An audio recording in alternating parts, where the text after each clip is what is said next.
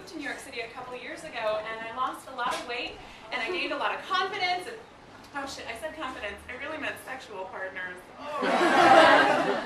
I'm always confusing those two. I don't know why.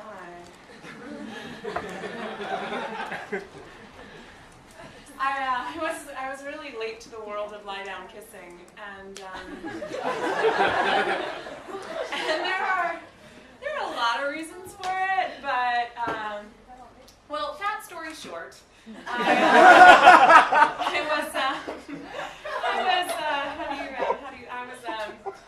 was American, and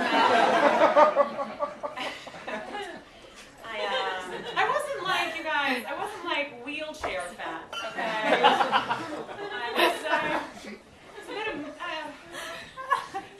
I was more like cookies are my boyfriend fat. That was a little bit more where I hung out a lot. And it was a pretty exclusive relationship that we had.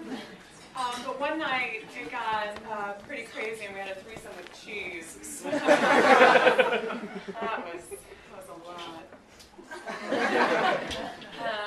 I grew up in the south of the U.S.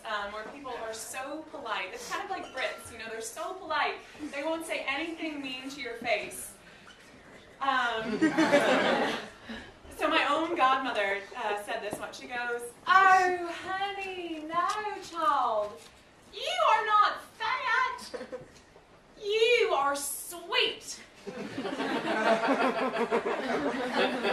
Which pretty sure has nothing to do with being fat, right? Those two are totally separate, unless by sweet you mean sweet on the inside where the sugar is stored as fat.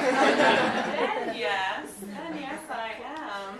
She kept going. She was like, "Oh, honey, no, you're not short. You are a great singer. You are the best. So look at you. Oh, honey, no, child, you're not ugly. You are smart. You could be a computer programmer. I'm pretty sure that means I'm double ugly. Thanks." I mean, if she'd been honest, she would have said something more like, "All right, child, sure, you are physically repugnant. But, ooh, can you program a PowerPoint? Look at that. All up in this business. All up in it." But I did. There was this awesome transformation that happened when I moved to New York City. I went from being big boned to just being boned. What a relief!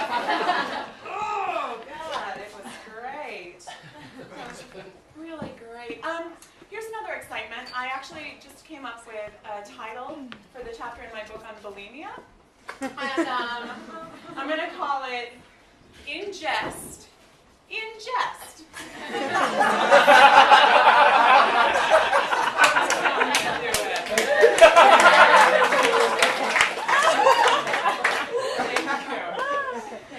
Yes.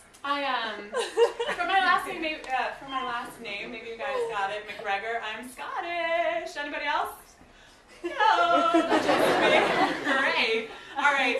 But it does mean that my family takes our drink pretty seriously. So maybe you know something about that. I was at my uncle's house just a couple weeks ago, and we couldn't find a bottle opener, and he was like, "No problem, I'll just use my teeth." And I was like, "Uncle Stu, we could just, like hit it off the window ledge."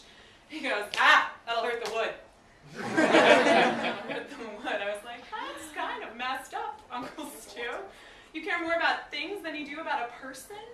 That would be like if you came up to me and you were like, "Quick, Beth, Grandma's stuck in the basement and there's a fire brewing. Hand me that blanket to smother the flames." And I was like, "Oh, this one? But it's lambswool and cashmere." Grandma knit you that, Beth. Like, I know, it's really special. It's really special. Grandma's gonna die if you don't give me that blanket. "Oh, then it'll be really irreplaceable, won't it?" Oh my God. Anybody else doing the online dating? Millions of people are doing the online dating, okay? I'm not the only one logging in as my sister and browsing.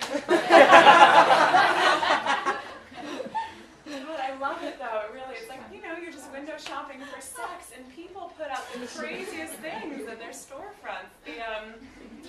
The like 20 character or so username, the handle that you have. I saw a guy who went for sassy pants. Like, good luck. See you on Friday.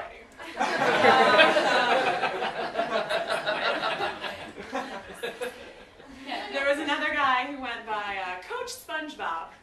It's like, oh, really? You're looking for a female adult partner? Okay. But the craziest thing I ever saw on Match.com was actually a picture of this guy that I was dating and my shoulder. So I think I'm going to hit Coppersmith Jacks later. You guys have a good night. I'm Beth McGregor.